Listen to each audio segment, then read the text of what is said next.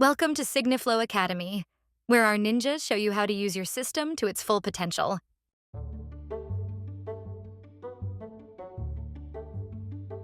In this video, we'll take a look at how to use a document template within the SigniFlow Enhanced Workflow system.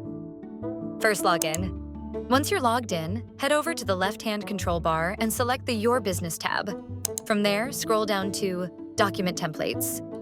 This is where you can save any templates you'd like to reuse in future workflows. On the left, you'll see an area where you can either drag and drop your document files or click to browse and import one. After your document has been uploaded, simply give your template a name, choose the appropriate scope, and then click Save Template. Your saved templates will appear below. You'll notice several details listed alongside each one, such as the template ID on the left, followed by the template name, the selected scope, and any relevant scope details. If you ever need to remove a template, just click the trash icon on the far right. Now, when you're ready to apply a saved template, return to the SigniFlow homepage. Navigate to the Add Document section, click the drop-down arrow, and choose Document Template. This will let you select from the templates you've already saved. You'll be presented with a list of available templates.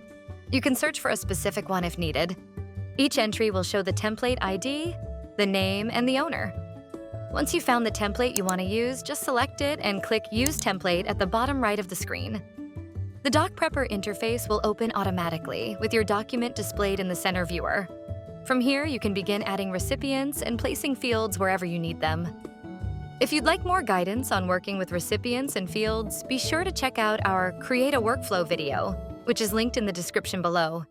Thank you for watching SigniFlow Academy. Request a demo or keep watching SigniFlow Academy to learn more.